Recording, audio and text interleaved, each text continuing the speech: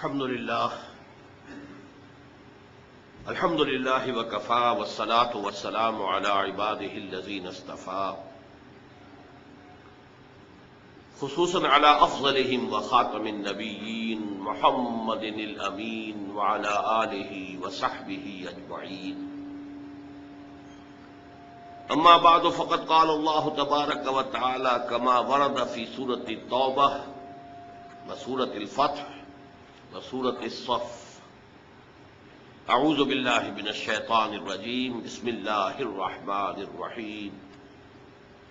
هو الذی ارسل رسولہ بالہدى ودین الحق لیظہرہ علی الدین کلہ.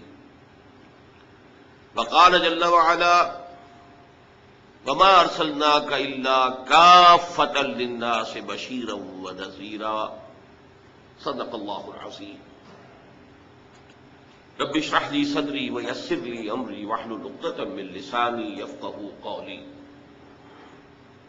اللهم ربنا الهمنا رشدنا واعذنا من شرور انفسنا.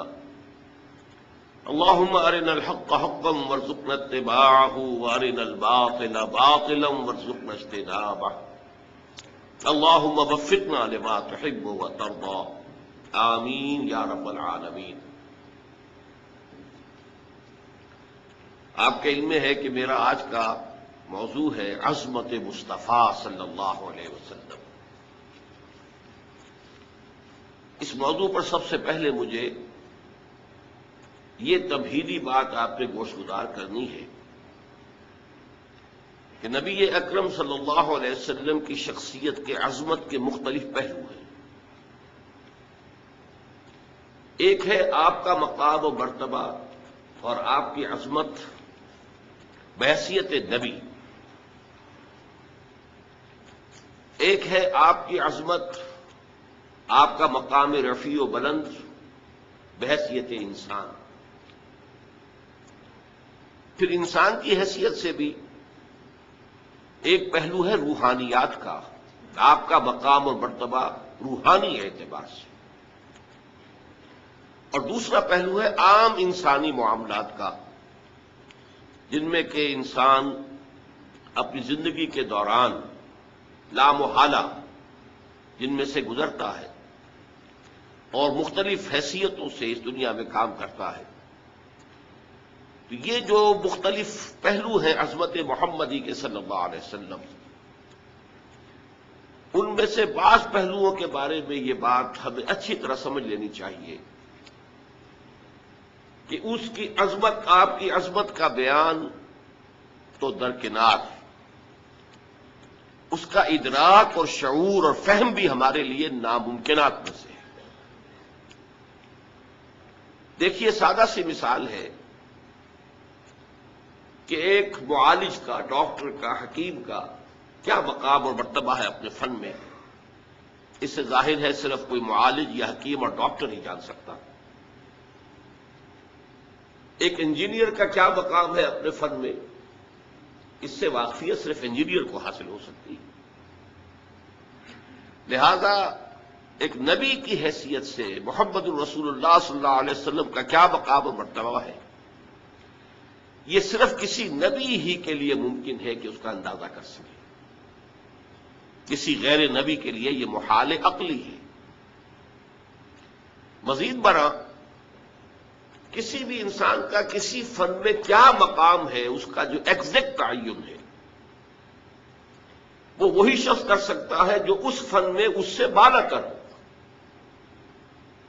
اس لیے کہ نیچے جو ہوگا وہ تو صرف دیکھے گا اوپر کی طرف. اس کے لیے یہ ممکن نہیں ہے کہ اپنے سے بلندتر مقام کے حامل شخص کا اصل مقام اور مرتبہ معین کر سکے. اب ظاہر بات ہے کہ نبی اکرم صلی اللہ علیہ وسلم سے بالا تر مقام کسی نبی کا نہیں. لہذا کسی نبی کے لیے بھی یہ محال عقلی ہے کہ وہ حضور کے اصل مرتبہ اور مقام کو سمجھ سکے. کجا یہ کہ عام انسان غیر نبی، اس کے لیے تو جیسا کہ میں نے عرض کیا یہ محالات عقلیہ میں سے. اسی طرح روحانی اعتبار سے حضور کا کیا مقام ہے. ظاہر بات ہے کہ ہم جیسے لوگوں کے لیے اس کا ادراک و شعور ممکن نہیں۔ چند باتیں میں آپ سے عرض کیے دیتا ہوں، بعض اعتبارات سے خود حضور نے اسے واضح کیا کہ یہ تمہارے لیے ناممکن ہے کہ سمجھ سکو۔ مثال کے طور پر حضور صوم وصال رکھتے تھے۔ صوم وصال اسے کہتے ہیں کہ آج روزہ رکھا اور شام کو اسے افطار نہیں کیا، وہی روزہ رات سے گزر کر پھر اگلے دن تک چلا اور اگلے دن شام کو افطار ہوا، تو یہ 2 دن کا صوم وصال ہے۔ اگر یہی بات آگے ایک اور دن چلے گی تو 3 یوم کا صوم وصال ہو جائے گا۔ نبی اکرم صلی اللہ علیہ وسلم یہ صوم وصال رکھتے تھے، لیکن اپنے ساتھیوں کو، صحابہ کو، یعنی نوٹ کیجئے ہمارے لیے تو کیا سوال پیدا ہوتا، صحابہ کو بھی روکتے تھے۔ جس پر کسی صحابی نے سوال کر لیا تو آپ نے فرمایا صلی اللہ علیہ وسلم، ایکم مثلی، تم میں سے کون ہے جو میرے مانند ہو؟ ابھی تو عند ربی، میں تو اپنے رب کے پاس رات گزارتا ہوں، وہ یطعمنی و یسقینی، وہ مجھے کھلاتا اور پلاتا ہے۔ اب بتائیے ہم میں سے کس کے لیے ممکن ہے کہ تصور کر سکے کہ یہ شب بصری جو اللہ کے ہاں ہوتی تھی اس کی نوعیت کیا تھی، اس کی کیفیت کیا تھی، وہ کھلانا اور پلانا کس نوعیت کا تھا جو اللہ تعالیٰ محمد رسول اللہ صلی اللہ علیہ وسلم کے ساتھ معاملہ کرتا تھا۔ معلوم ہوا کہ یہ چیز بھی ہمارے دائرے سے خارج ہے۔ اچھا میں تو اپنی بات کر رہا ہوں، میں سمجھتا ہوں کہ بڑے سے بڑے صوفی اور بڑے سے بڑے ولی اللہ کے لیے بھی ممکن نہیں ہے کہ حضور کے روحانی مقام کا پورا پورا ادراک کر سکے۔ ان دونوں پہلوؤں سے جب ہماری عقلیں اور ہمارا فہم و شعور اور ادراک عاجز ہے تو اس کا مفہوم یہ ہوا کہ اس کو بیان کرنے کی کوشش کرنا بہت بڑی خطا، بہت بڑی غلطی ہے۔ یہ بڑی خطا اس اعتبار سے نوٹ کیجیے، سادہ سی مثال سے بات سمجھ میں آ جائے گی۔ ایک لطیفہ ہے، کسی دیہاتی کی کوئی مشکل تھی جسے کسی ایک شہری بابو نے، شہری شخص نے حل کر دیا، اور وہ شخص جو تھا شہری، وہ ڈپٹی کمشنر تھا، لیکن اس دیہاتی نے اسے دعا دی، خدا تجھے پٹواری بنائے، اس لیے کہ اس دیہاتی کے لیے سب سے بڑا عہدہ، سب سے زیادہ صاحب اختیار ہستی پٹواری کی تھی۔ اس کی تھوڑی سی جنبش قلم سے اس کی زمین کسی اور کے نام درج ہو جاتی ہے، انتقال ہو جاتا ہے، اسی کے قلم کی جنبش سے مالیانہ معاف ہو جائے گا۔ سارے اختیارات اس دیہاتی کے جو ہیں، اس کاشتکار کے جو ہیں، وہ تو اس کے ہاتھ میں ہیں۔ اسے کیا معلوم کہ اس پٹواری سے لے کر اس ڈپٹی کمشنر تک کتنے عہدے ہیں درمیان میں، اور وہ شخص کتنے مقام بلند پر فائز ہے جسے وہ دعا دے رہا ہے پٹواری ہونے کی۔ تو اسی کا اندیشہ ہے کہ ہم اگر حضور کے ان مقامات کو بیان کرنے کی کوشش کریں گے تو شدید خطرہ ہے کہ ہم حضور کی توہین کے مرتکب ہو جائیں، اس لیے کہ کما حقہ بیان ممکن نہیں ہے۔ جب کما حقہ بیان ممکن نہیں ہے تو ہم اپنے تصور کے مطابق مدح کریں گے، اور وہ بہت کمتر ہوگی اصل مقام کے اعتبار سے، اور اسی کا نام توہین ہے۔ یہی وجہ ہے، دیکھیے شیخ سعدی رحمۃ اللہ علیہ نے نہایت سادگی کے ساتھ میری ساری گفتگو کو سمو دیا اپنے 2 اشعار میں، یا صاحب الجمال و یا سید البشر من وجهك المنیر لقد نور القمر لا يمكن الثناء كما كان حقه بعد خدا بزرگ توئی، قصہ مختصر۔ جتنا ان کا حق ہے کہ ان کی ثنا کی جائے وہ ممکن ہی نہیں ہمارے لیے، لا يمكن الثناء كما حقه۔ بس ہمیں صرف یہ کہہ کر جو ہے اس بات کے دامن میں پناہ لینی ہے کہ بعد از خدا بزرگ توئی، قصہ مختصر۔ اللہ کے بعد آپ ہی کی ہستی ہے بلند ترین، عظیم ترین۔ اب اسے کس طرح بیان کریں، کیا بیان کریں؟ ہمارا تصور سے بھی آگے بڑھ کر تخیل بھی سرنگو ہے کہ وہ اس مقام بلند و رفیع کا کوئی ادراک اور شعور کر ہی نہیں سکتا۔ اسی کو نہایت خوبصورت انداز میں غالب نے کہا ہے، ماں ثنائے خواجہ بیزداں گذاشتے،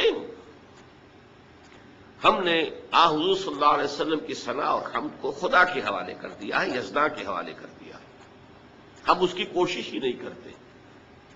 کہا ذات پاک مرتبہ دان محمد است، اس لیے کہ وہی ذات پاک ہے جو اللہ کے، جو محمد الرسول اللہ کے اصل مرتبے سے واقف ہے۔ یہ کاں جو ہے اس کے مصرع ثانی میں، وہ کہاں کا مخفف، فارسی میں اشعار میں یہ بہت ہوتا ہے کثرت سے، کہ آ ذات پاک مرتبہ دان محمد است، کہاں ذات پاک مرتبہ دان محمد است، محمد کے اصل مرتبے اور مقام کو جاننے والی ایک ہی ہستی ہے اور وہ اللہ تعالیٰ کی ہے، لہذا غالب ثنائے خواجہ یزداں گذاشتے، غالب ہم نے تو حضور کی مدح و ثنا کو اللہ کے حوالے کر دیا۔ میں نے دو اعتبارات سے حضور کی عظمت، حضور کے مقام و مرتبہ کو اپنے بیان کے دائرے سے بلند و بالا، برکت، اعلی، عرفہ اور اس اعتبار سے خارج قرار دیا ہے۔ ہماری سمجھ میں حضور کی عظمت کے جو پہلو آ سکتے ہیں وہ ہے آپ کی عظمت بحیثیت انسان، لیکن ان کا بھی تجزیہ کریں گے تو اس کے بے شمار پہلو ہیں۔ حضور کی حیثیت، آپ کا مرتبہ اور مقام بحثت ایک سپہ سالار کے، اب یہ بڑے بڑے جرنیلوں سے پوچھئے کہ آپ نے جو جنگی حکمت عملی اختیار فرمائی، اس میں جس مہارت کا ثبوت دیا ہے، حالانکہ ساری عمر کبھی آپ نے کسی جنگ میں حصہ نہیں لیا، بدر سے پہلے یا اس سے پہلے کی چند مہمات میں شرکت کی ہے، باضابطہ جنگ کی نوبت نہیں آئی، لیکن یہ کہ دنیا تنگ ہے کہ جنگ کی مہارت اور اس کی حکمت عملی کو مرتب اور معین کرنے میں کس قدر آپ نے صلاحیت کا اور کس قدر قابلیت کا ثبوت دیا ہے۔ پھر کسی سے صلح کرنی ہے، صلح کی نیگوسیشن، اس میں آپ نے کس مہارت کا اور کس واقفیت کا اور کس اہلیت کا مظاہرہ فرمایا۔ صلح حدیبیہ ہو یا میثاق مدینہ ہو یا اس سے بھی پہلے یثرب کے مختلف طبقات کو آپس میں جمع کرنے کے لیے جو معاہدہ ہوا ہے، ان کا مطالعہ کیجئے، عقلیں دنگ رہ جاتی ہیں۔ ایک قاضی القضات کی حیثیت سے آپ کا مقام کیا تھا؟ آج بھی اس دنیا میں قضاء، جوڈیشری کے سلسلے میں جس قدر اصول اختیار کیے گئے ہیں وہ سب کے سب محمد الرسول اللہ کے عطا کردہ ہے صلی اللہ علیہ وسلم۔ کسی بھی مقدمے میں ایک فریق کی بات سن کر فیصلہ نہ کرو جب تک کہ فریق ثانی کو بھی سن نہ لو، یہ اصول آپ کا بیان کرتا ہے۔ شک کا فائدہ ملزم کو دیا جائے، ملزم جسے کہنا چاہیے اصلا، جس پر الزام لگایا گیا ہے، شک کا فائدہ اسے دیا جائے گا، جو الزام لگانے والا ہے اسے نہیں۔ یہ فیصلہ محمد رسول اللہ کا ہے۔ یہ اصول آپ نے انیشیٹ کیا ہے کہ 100 مجرم چھوٹ جائیں کوئی حرج نہیں، کسی بے گناہ کو سزا نہیں ہونی چاہیے، یہ اصول آپ کا دیا ہوا ہے۔ ہماری موجودہ جوڈیشری پوری عالمی سطح پر انہی اصولوں پر قائم ہے۔ یہ دوسری بات ہے کہ ہمارے ہاں کرپشن نے بیڑا غرق کر دیا، اصول غلط نہیں ہے، جوڈیشری کے اصول تو محمد الرسول اللہ کے عطا کرتا ہے۔ ہماری خیانت ہے، ہماری بدعنوانیاں ہیں، ہماری جانبداریاں ہیں، ہمارا بک جانا ہے، ہمارا سیاسی جو لوگ ہیں ان کا اعلی کار بن جانا، یہ چیزیں ہیں کہ جس نے عدلیہ کا جو ہے وہ بیڑا غرق کیا ہے۔ ورنہ اصولوں کا جہاں تک تعلق ہے وہ تو اصول وہ ہیں جو محمد عربی صلی اللہ علیہ وسلم کا۔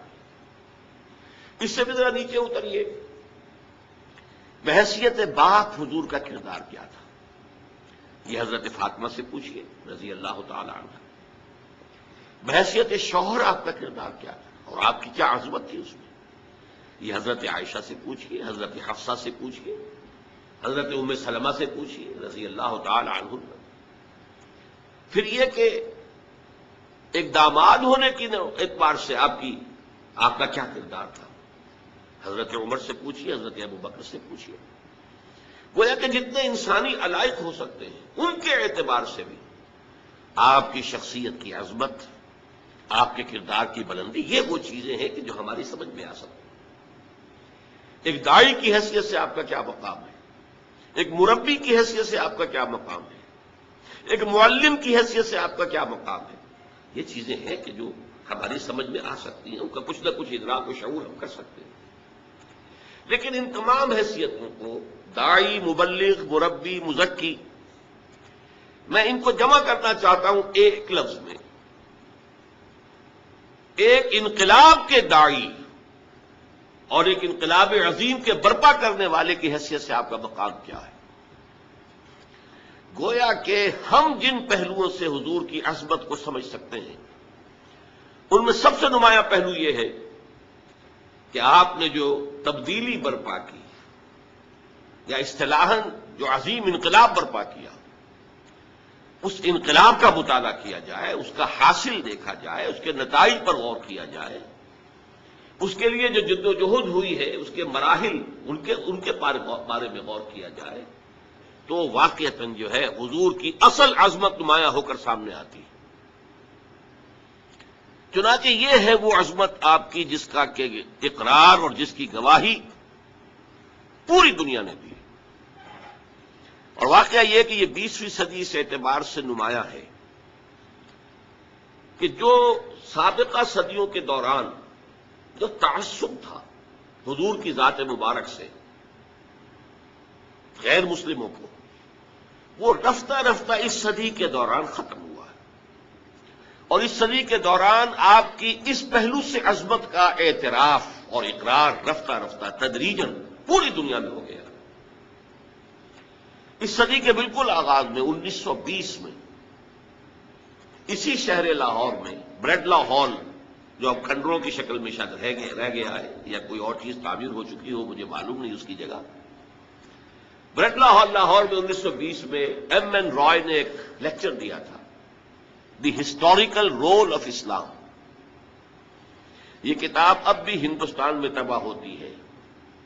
بمبئی کا ایک ناشر شائع کرتا ہے، اور میں نے اس کا نسخہ دیکھا حیدرآباد دکن میں. اس کتاب کا یہاں کہیں وجود نہیں ہے. ہسٹوریکل رول آف اسلام میں ایم این رائے، اور ایم این رائے کون تھا اس کو نوٹ کر لیجیے، کمیونسٹ انٹرنیشنل کا ممبر تھا. 1917 میں انقلاب آیا ہے روس میں، اور اس کے بعد جو پوری دنیا میں شورا ہوا، چرچا ہوا ہے، تو انٹرنیشنل بنیاد پر جو تنظیم قائم ہوئی ہے کمیونزم کی، وہ کہلاتی تھی کمیونسٹ انٹرنیشنل. پوری دنیا کے جو چوٹی کے تھے انقلابی لوگ، وہ اس کے رکن تھے. ایم این رائے انڈیا کی جانب سے اس کا رکن تھا، بہت بڑا انقلابی. لیکن وہ ہسٹوریکل رول آف اسلام میں صاف کہتا ہے کہ تاریخ انسانی کا عظیم ترین انقلاب وہ تھا جو محمد رسول اللہ صلی اللہ علیہ وسلم نے برپا کیا. بڑی تفصیل سے کہتا ہے کہ جو فتوحات حضور کے جانشینوں نے اور جانثاروں نے حاصل کی ہیں، جو بجلی کی سی سرعت کے ساتھ عراق اور شام اور پھر ادھر ایران، ادھر مصر، شرقاً غرباً جس تیزی کے ساتھ فتوحات ہوئی ہیں، اگرچہ اس تیزی کے ساتھ فتوحات تاریخ انسانی میں پہلے بھی ہوئی ہیں. آخر ریکارڈ پر ہے کہ سکندر اعظم مقدونیہ سے چلا تھا، میسیڈونیا جسے آج کل کہا جا رہا ہے ٹیلی ویژن پر، جو کوسوو، جو اس وقت کافی عرصے تک جو ہے اخبارات کا ایک مرکزی مضمون رہا ہے اور ٹیلی ویژن کا بھی مرکزی موضوع رہا ہے، اس کے بالکل پڑوس میں جو میسیڈونیا ہے، وہاں سے ایک شخص چلا اور دریائے بیاس تک پہنچا. تو اور جس تیزی کے ساتھ، صورت رفتار کے ساتھ واقعہ یہ کہ وہ اپنی جگہ پر ایک بہت بڑی مثال ہے. وہ تو مغرب سے آیا تھا مشرق کی طرف، ایٹیلا چلا تھا مشرق سے مغرب کی طرف، اور ڈینیوب کی وادی تک جا پہنچا تھا. کہاں یہ چین کے شمال میں صحرائے گوبی سے نکل کر، اور وہ پہنچا ہے ڈینیوب کی وادی تک. لیکن وہ یہ کہتا ہے من رائے، یہ بروٹ ملٹری کیمپینز تھیں، ان کے نتیجے میں کوئی تہذیب وجود میں نہیں آئی، کوئی نیا تمدن وجود میں نہیں آیا، کوئی روشنی دنیا میں نہیں پھیلی، کوئی علم کا جو ہے فروغ نہیں ہوا، کچھ بھی نہیں. یہ بروٹ ملٹری کیمپینز تھیں صرف. جبکہ محمدی عربی صلی اللہ علیہ وسلم اور آپ کے جانشینوں کے ذریعے سے جو یہ فتوحات تیزی کے ساتھ ہوئی ہیں، ان کے نتیجے میں ایک نئی تہذیب، نیا تمدن، ایک نئی روشنی، علم کا فروغ، انسانی اقدار کا فروغ، ایک ایسا معاشرہ جو ہر طرح کی زیادتیوں سے پاک، جس میں پولیٹیکل ریپریشنز نہیں، جس میں اکنامک ایکسپلائٹیشن نہیں، جس میں سوشل ڈسکریمنیشن نہیں، ایک ایسا معاشرہ وجود میں آیا. جیسے کہ علامہ اقبال نے کہا ہے کہ مصطفیٰ اندر ہرا خلوت گزید، قوم و آئین و حکومت آفرید. اور بھی دنیا میں بڑے بڑے لوگ رہے ہیں، رشی منی رہے ہیں، تپسیائیں کی ہیں سال ہا سال، وہ اپنی غاروں کے اندر یا کہیں اور پہاڑوں کی گپھاؤں کے اندر وہ تپسیائیں کرتے رہے. لیکن محمد عربی نے چند روز جو خلوت گزینی اختیار کی تھی غار ہرا میں، مصطفیٰ اندر ہرا خلوت گزید، لیکن وہ کتنی پروڈکٹیو تھی، کس قدر اس کا نتیجہ برآمد ہوا ہے کہ ایک نئی قوم، نیا تمدن، ایک نیا آئین، قوم و آئین اور حکومت آفرید. یہ وہ ہے وہ عظمت کہ جس کا اظہار 1920 میں کیا ایم این رائے نے. مسلمان نہیں تھا، ہندو، کمیونسٹ. یہ تو تھا اس صدی کے شروع سے لے، اگر گنتی کریں گے تو 20واں سال. اس صدی کا اختتام جو اب تقریباً آئی گیا ہے ہمارے سامنے، اس سے ذرا 20 سال پیچھے جائیے تو 1980 میں کتاب آئی امریکہ میں، دی 100، ڈاکٹر مائیکل ہارٹ کی تصنیف، ایک selection and gradation of 100 most influential personalities of human history. اس نے تاریخ انسانی، پوری تاریخ انسانی جتنی بھی انسان کو معلوم ہے، اس کا جائزہ لیا کہ اس میں، اس تاریخ کے سفر کے دوران میں اس کے رخ کو کن کن شخصیات نے موڑا ہے، جنہوں نے اس دھارے کا رخ موڑا ہے. ایسے 100 افراد کو چن لیا. یہ سلیکشن ہو گیا، selection of 100 most influential personalities of human history. لیکن صرف سلیکشن نہیں، اینڈ گریڈیشن آلسو. ان کے اندر بھی پھر درجہ بندی. کون ہے وہ جس نے سب سے زیادہ متاثر کیا ہے تاریخ کے دھارے کے رخ کو، سب سے زیادہ گمبھیر انداز میں موڑا ہے اس کے رخ کو، اور وہ حضرت محمد صلی اللہ علیہ وسلم کو on top of the list رکھ رہا ہے. عیسائی ہے اور تاحال عیسائی ہے، ابھی زندہ ہے. لیکن حضرت عیسیٰ کو نمبر 3 پر لے گیا، نمبر 2 پر لایا نیوٹن کو. نیوٹن کی فزکس نے جس طریقے سے تاریخ انسانی کو متاثر کیا ہے، یہ پورا جو ایکسپلوژن ہے سائنس اور ٹیکنالوجی کا، اس کا نقطۂ آغاز نیوٹن ہے، اس میں کوئی شک نہیں. تو چونکہ وہ اس انداز سے بات کر رہا ہے، مذہبی پہلو سے نہیں کر رہا ہے، اپنے عقائد کے اعتبار سے بات نہیں کر رہا ہے، اس کا موضوع یہ ہے کہ تاریخ انسانی میں اس کے دھارے کے رخ کو موڑنے والی شخصیات کون کون سی ہیں. ان میں نمبر 1 محمد الرسول اللہ صلی اللہ علیہ وسلم، نمبر 2 نیوٹن، نمبر 3 پھر حضرت مسیح علیہ السلام. اور مسلمانوں میں سے پھر صرف ایک اور شخصیت کو اس نے اس 100 کی فہرست میں شمار کیا ہے، اور وہ ہے ٹھیک 50ویں نمبر پر حضرت عمر فاروق رضی اللہ تعالی عنہ. اب یہاں ایک سوال پیدا ہوا، اس نے خود اس کو پوز کیا کوشچن کو. Naturally I O an answer, an explanation, کہ میں عیسائی ہوں، عیسائی ہوتے ہوئے محمد کو میں کس اعتبار سے نمبر 1 پر رکھ رہا ہوں صلی اللہ علیہ وسلم. کا جواب وہ خود دیتا ہے، دس از بیکاز، یہ الفاظ ذرا نوٹ کیجیے، this is because he is the only person, the only, ایک ہی شخصیت ہے supremely successful in both the religious and the secular fields. اب اس جملے کو سمجھنے کے لیے بہت ہی یہ گمبھیر جملہ ہے، بہت معنی خیز ہے، لیکن پہلے یہ سمجھنا ہوگا کہ موجودہ جو ذہن ہے، اس وقت کی جو عالمی فضا ہے، اس میں انسانی زندگی کو 2 جداگانہ گوشوں میں تقسیم کر دیا گیا. ایک مذہب کا گوشہ ہے، اس کا تعلق اجتماعیات سے نہیں ہے، اس کا تعلق صرف افراد سے ہے. ہر فرد کو کھلی اجازت ہے، جس کو چاہے بلیو کرے، جس کو چاہے مانے، ایک خدا کو مانے، 100 کو مانے، کسی کو نہ مانے، از فری. اس کو پوری آزادی حاصل ہے، جسے چاہے پوجے، پتھروں کو پوجے، درختوں کو پوجے، ستاروں کو، چاند کو، یہاں تک کہ اعضائے تناسل کو پوجے، ٹھیک ہے، اسے اجازت ہے. لیکن یہ ہے معاملہ انفرادی. کچھ سوشل کسٹمز کو بھی شامل کر دیتے ہیں اس حصے میں. بچے کی پیدائش ہوئی ہے، کیسے سیلیبریٹ کریں؟ کوئی فوت ہو گیا ہے، اس کی ڈیڈ باڈی کو کیسے ڈسپوز آف کریں؟ جلائیں، دفن کریں، یا کہیں رکھ دیں کہ چیلیں اور کوے کھا جائیں وغیرہ وغیرہ. یہ بھی اس کی بھی آزادی ہے. لیکن یہ تین چیزیں، dogma, rituals and social customs, یہ تینوں مل کر یہ ہے انفرادی زندگی. اور دوسری طرف آئیے تو معاشرتی نظام، معاشی نظام، سیاسی نظام، یہ ہے سیکولر فیلڈ آف لائف، جس کا کسی مذہب سے کوئی تعلق نہیں. یہ تو لوگ خود غور کریں گے، ان کے نمائندے بیٹھیں گے، بیٹھ کر طے کریں گے، اکثریت سے جو بات طے کر لیں وہی سماجی ویلیوز جو ہیں ان کا فروغ کیا جائے گا. جو بھی اکثریت سے طے کر لے کہ یہ سوشل ایونز ہیں، ان کو ایریڈیکیٹ کیا جائے، اس کو ایریڈیکیٹ کریں گے. اگر وہ شراب کی اجازت دینا چاہیں گے اجازت دیں گے، شراب کی پابندی لگانا چاہیں گے پابندی لگا دیں گے.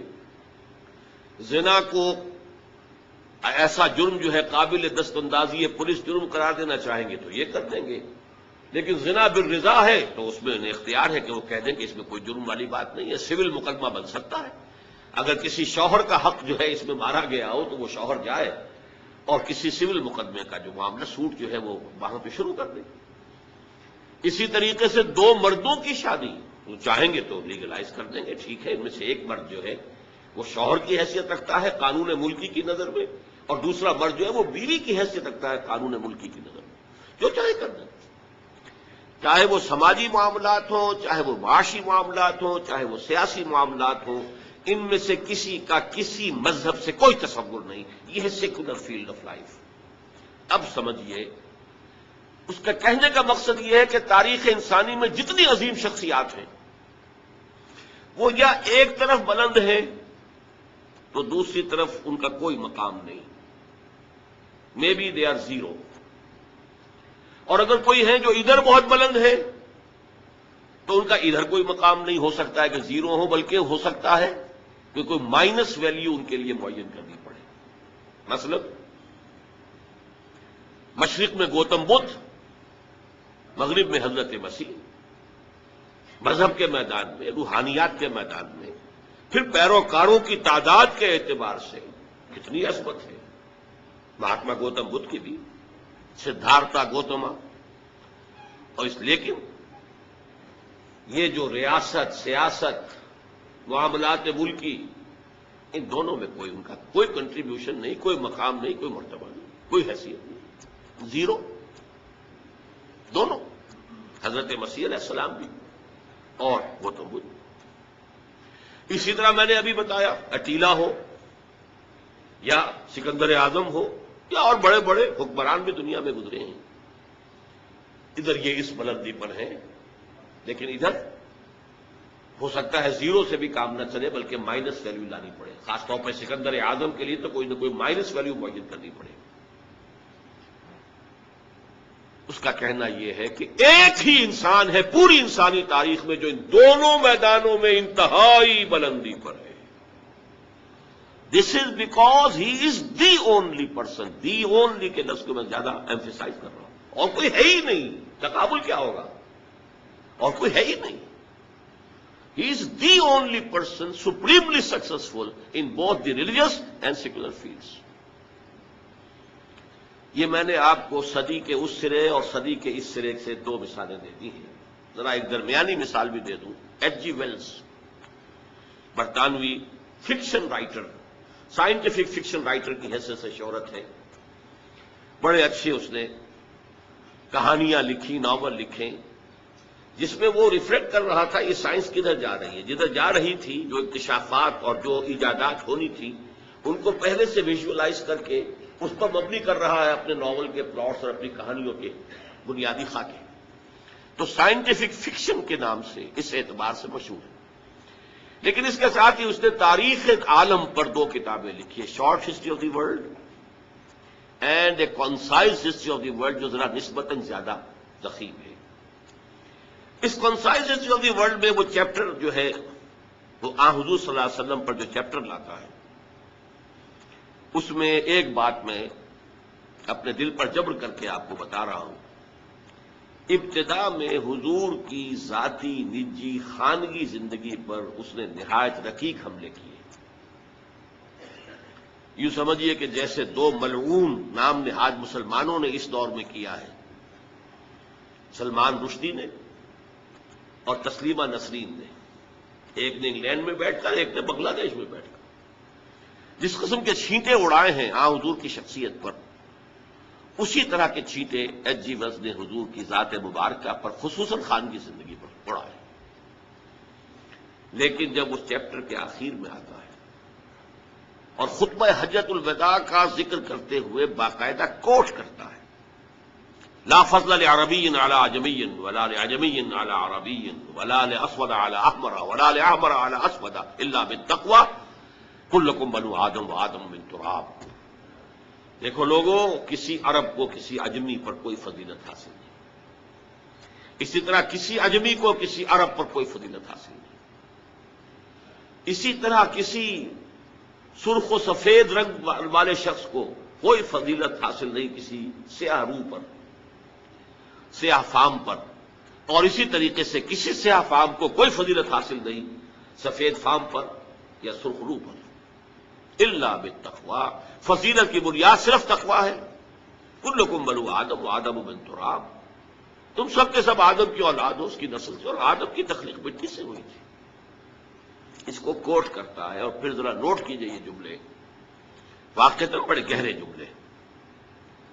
Although the sermons of human freedom, fraternity and equality were said before also، کہ اگرچہ انسان کی حریت، اخوت اور مساوات کے واعظ تو دنیا میں پہلے بھی بہت کہے گئے. یہ جملہ نوٹ کر لیا. اب اگلا جملہ اور زیادہ قابل توجہ ہے. We find a lot of these sermons in Jesus of Nazareth. ہم دیکھتے ہیں کہ اس کے بہت سے مباعث حسنہ جو ہیں ان چیزوں کے بارے میں حضرت عیسیٰ مسیح ناصری کے ہاں موجود ہیں. عیسائی ہوتے ہوئے کہہ رہا ہے.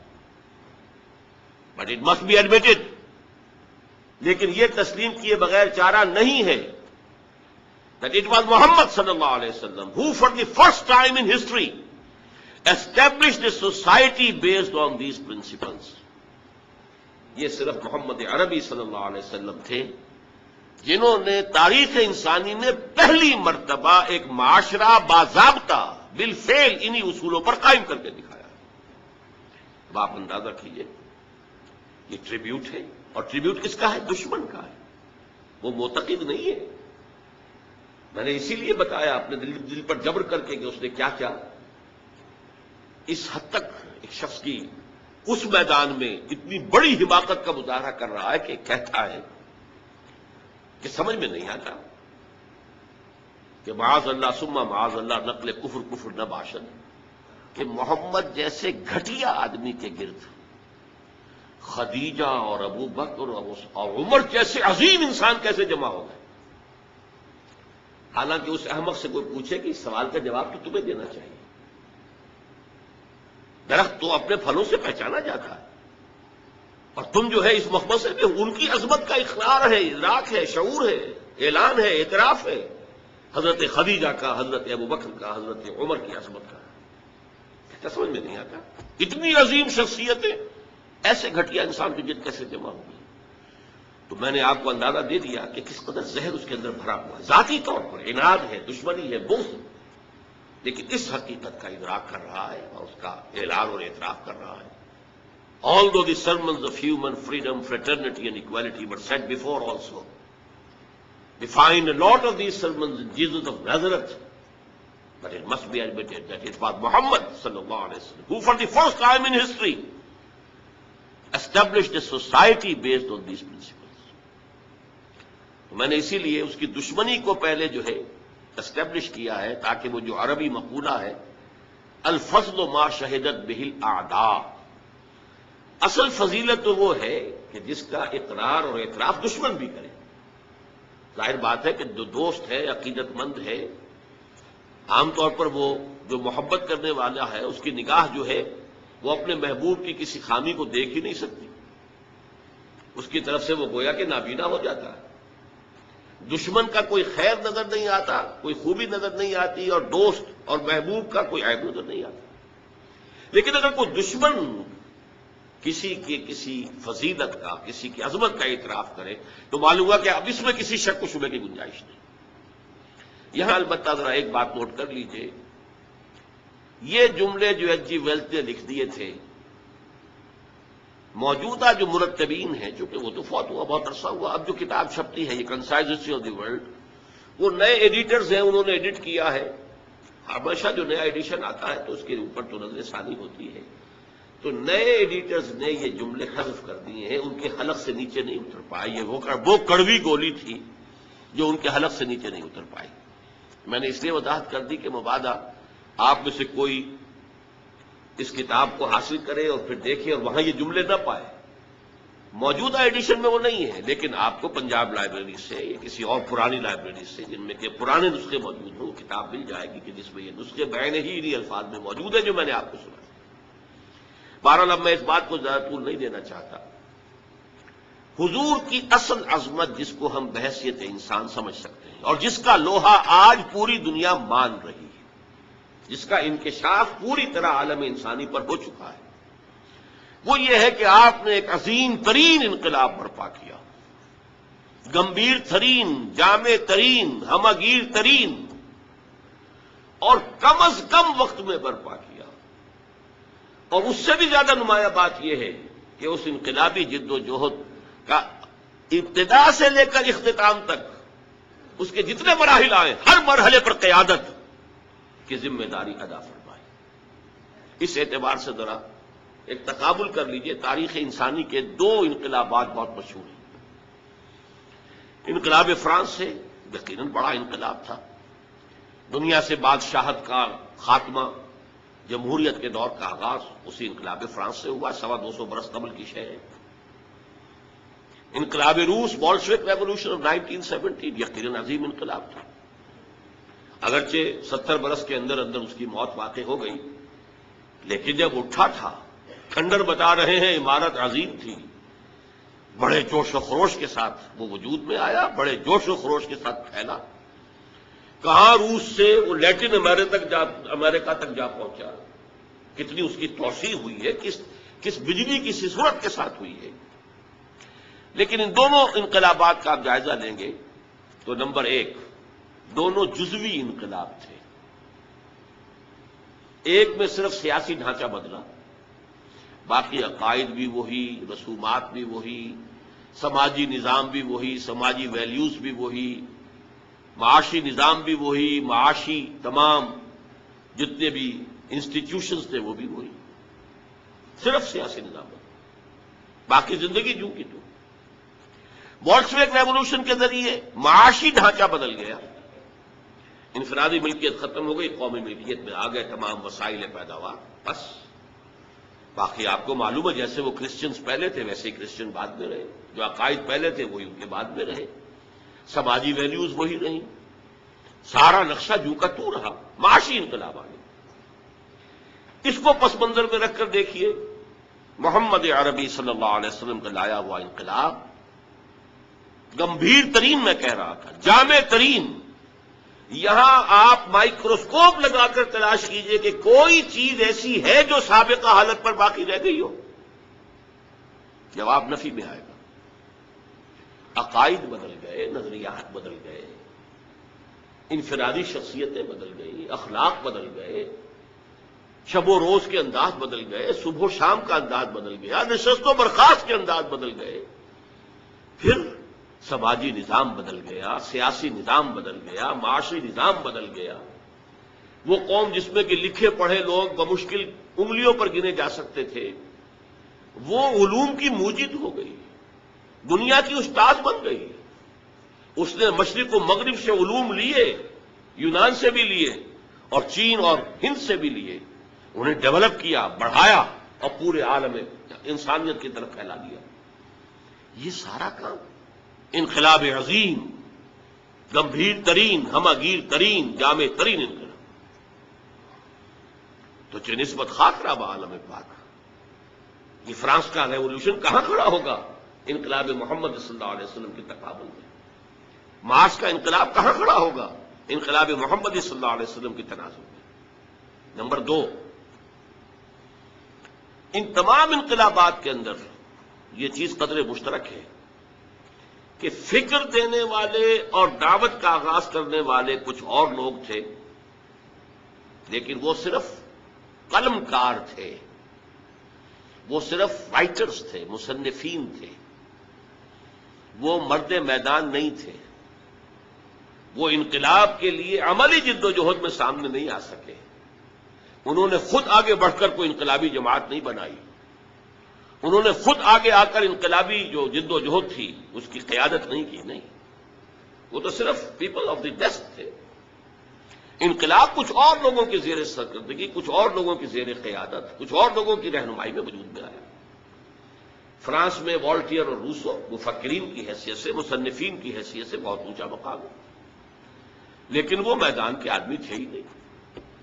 یہی وجہ ہے کہ انقلاب فرانس جو ہے وہ بہت بلڈی ریولیوشن کہلاتا ہے، اس لیے کہ قیادت کوئی تھی نہیں، وہ تو ایک فکر تھا جو پھیل گیا تھا، اس نے لوگوں میں ایک جوش و خروش پیدا کر دیا، اسپونٹینیس جو ہے وہ ایک لاوا پھٹا ہے، اور اس لاوا پھٹنے میں چونکہ کوئی تنظیم تھی ہی نہیں، کوئی قیادت تھی ہی نہیں، لہذا انتہائی خونی انقلاب ہوا، بہت بلڈی ریولیوشن۔ اسی طریقے سے ذرا غور کیجئے، روس کے انقلاب بولشوک ریولیوشن کی بنیاد داس کیپیٹال، ایک کتاب، کارل مارکس اس کا مصنف، اور اس کے ساتھ اس کا کو آتھر اینجلز، دونوں نے مل کر یہ کتاب لکھی ہے۔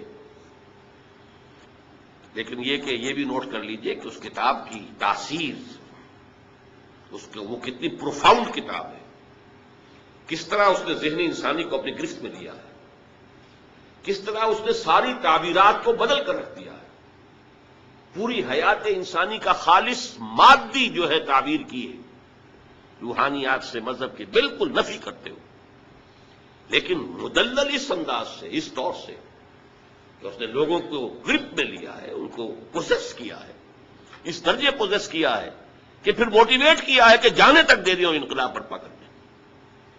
اسی لیے اقبال نے کہا ہے، نیست پیغمبر و لیکن در بغل دارت کتاب، کتاب تھی اس کے پاس۔ جیسے کہ آپ کو معلوم ہے کہ محمد عربی صلی اللہ علیہ وسلم کا انقلاب اگر اسے ٹریس کریں گے تو وہ قرآن کے ذریعے سے وجود میں آیا، اتر کر ہرا سے سوئے قوم آیا اور ایک نسخہ کیمیا ساتھ لایا۔